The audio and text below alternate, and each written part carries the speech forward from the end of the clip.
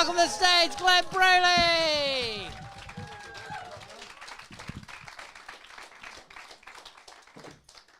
Good evening. It's my first time up in Liverpool, so in a weird way, this is a bit like losing my virginity all over again. Except tonight I'll be disappointing an entire room full of people instead of terrifying my blind grandmother.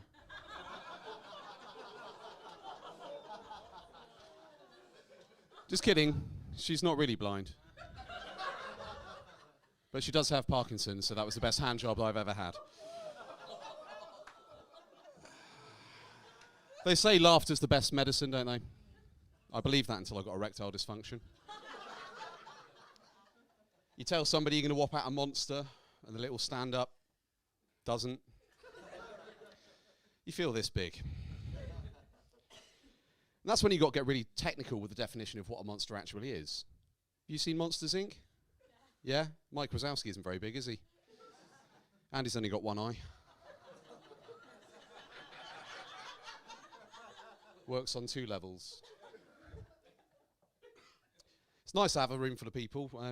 During COVID, we couldn't have done this crap, could we? It's so weird. You go into the supermarket and you see people with the masks. Some of them had the visors. I went in my Sainsbury's once. There was this woman running the checkout queue. She had the front of the deli strapped to her left arm.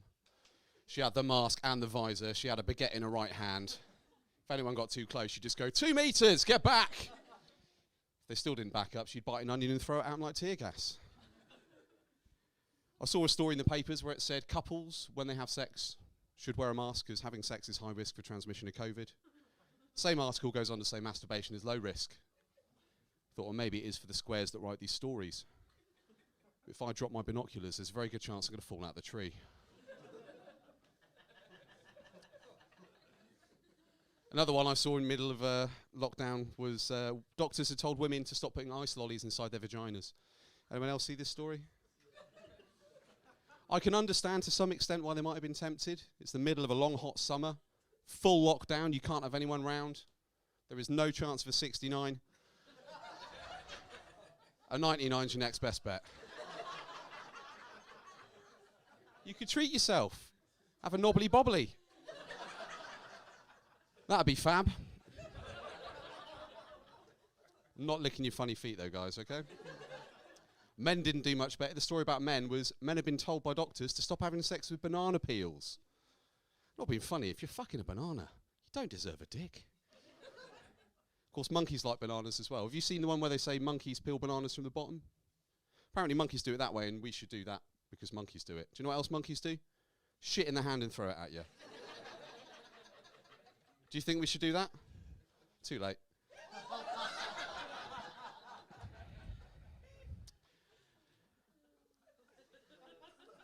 I almost kept the straight face all the way through that. So in the middle of all that chaos, Johnson & Johnson, purveyors of baby products across the world, put out an ad and it said, "There's never been a better time to be a baby." I thought, all right, rub it in. We're in the middle of a global pandemic. The economy's going tits up. Your parents are getting divorced because your mum took your dad's favourite banana and froze it. But all you care about is titties and shitting yourself. Bravo, babies, well done. Any parents about this evening? Yeah? It's nice when there's a parent in. It's better when there's more, but yeah. My friend said to me the other day, I've got 3 dogs, that's like having kids. Only in as much as it's a mistake. When was the last time your dogs ordered loads of shit off your Amazon account and then fucked up all your Netflix suggestions? Give her a credit, she came back with, okay, when was the last time your kids chewed up your trainers and shit in the hallway? I said, Tuesday. So look, there is one way we can settle this once and for all right? We'll go for a drive in the countryside, pull into a lay-by, I tie mine up, you tie yours up, we both leave, whoever goes to jail for longest loses. I did that joke at a family fun day in front of my 10-year-old a little while ago, and I got to the punchline, he shouted out, "That's not very nice!" I said, "Can you believe this shit? I'm getting heckled by my own son. If he doesn't shut up, I'll have to tell him what I did to his mum."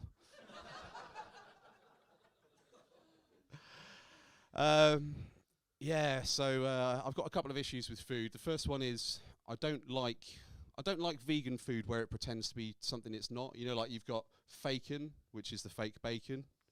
You've got fickin, which is the fake chicken. Doesn't work with duck. The other day I was in Tesco's and I bought, they have a vegan BLT in there and I picked it up on reductions and I was eating it. Guess what the B is in a vegan BLT? Anyone? Shout out. Banana? No, that's not a vegetable. Anyone else? Broccoli? Broccoli's a good one. No, it's not broccoli. Go on, one more. It's not beetroot. It's carrot. So they've lied from the start there, haven't they? It shouldn't be a BLT at all. It's a fucking CLT. But if they called it that, a lot of men wouldn't be able to find it, apparently. Anyone here ordered from Domino's Pizza before? Yeah? Have you seen on the menu of Domino's, they've got something called chicken strippers? Does that strike you as really fucking weird? Every time I see chicken strippers, it makes me think, bah, bah, bah, bah, bah, bah, bah, bah. But, you may not appreciate, chicken strippers, infinitely better than real strippers. Chicken strippers are 100% breast. Even if they've got some ridiculous augmentations, you're not getting more than 30% out of a normal stripper, are you? And even then they'll be bouncing down the road like they're on a couple of space hoppers. Reason number 2, far less likely to get a disease from a chicken stripper, especially if you lick your fingers afterwards. So I mentioned earlier that I have children, and I do. My eldest is 13, going on Satan. My youngest is 10, going on and on about dinosaurs, bless him. My eldest is going through gender identity issues at the moment, which is something that's totally alien to me. You know, I'm 40 years old. When I was growing up, you had gay, straight, or if you were greedy, bisexual.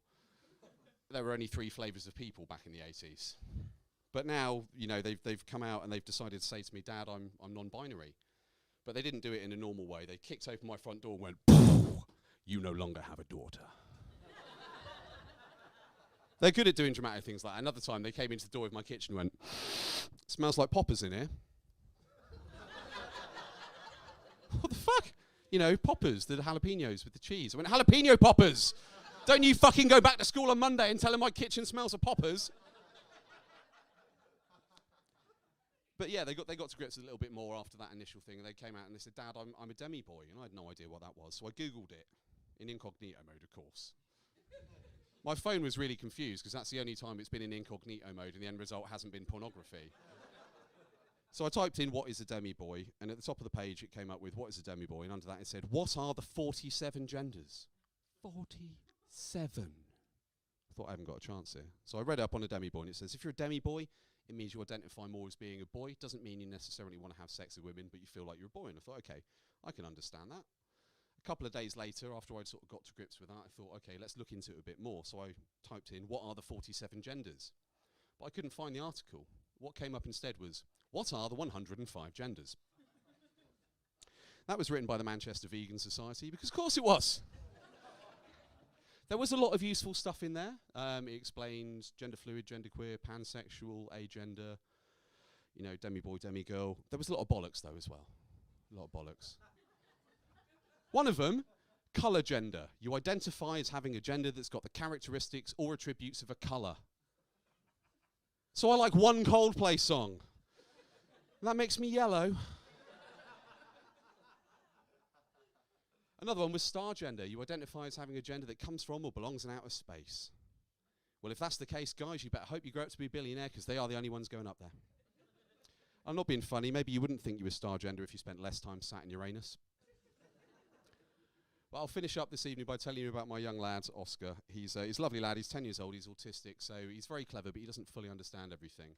One of the ways that we bond is by playing video games, and his favourite is Earth Defence Force. It's dead simple. You're a soldier, got to blow up giant insects. Oscar's favourite weapon is the rocket launcher, which I'm sure we can all agree is a fine choice. And he calls it a torpedo launcher. I don't understand why. As far as I know, he's never worked on board a submarine. But that's what he calls it. And he had one that fires off 6 or 7 rockets at a time, and he shot it off and went, psh, when he went, yeah, multi-pedo.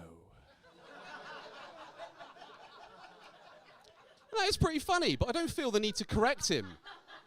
Not at that point, because if you say multi-pedo in public, no one's going to be looking around for some sort of Rolf Harris, Gary Glitter, Prince Andrew Hydra. So we carried on playing, and it's one of these ones you get bigger guns as you go through. So we got a bigger rocket launcher, shot it off, blew up loads of stuff. I've never seen him as happy as he was. He leapt off the sofa about an inch from the TV and went, "Yeah! Mega pedo!" So that's the point where I said to him, look, if you're going to use that word, you've got to sound out all 3 syllables, because torpedo is like a rocket, pedo just fucks kids. And he went, "Okay, Dad, I understand." So the next day we're playing tennis in the middle of Bournemouth Gardens, and it's me and Oscar and my dad and my dad's girlfriend. Oscar's pretty good at tennis, he's nimble, he leaps to the side and one ball drops. Not in the way that some of you may be thinking.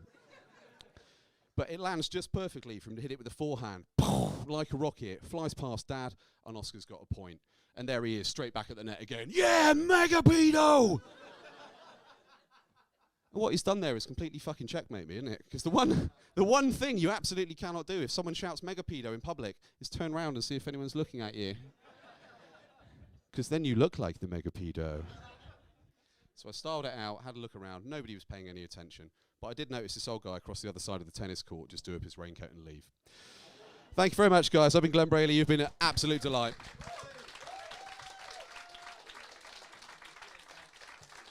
Glenn Braley, ladies and gentlemen.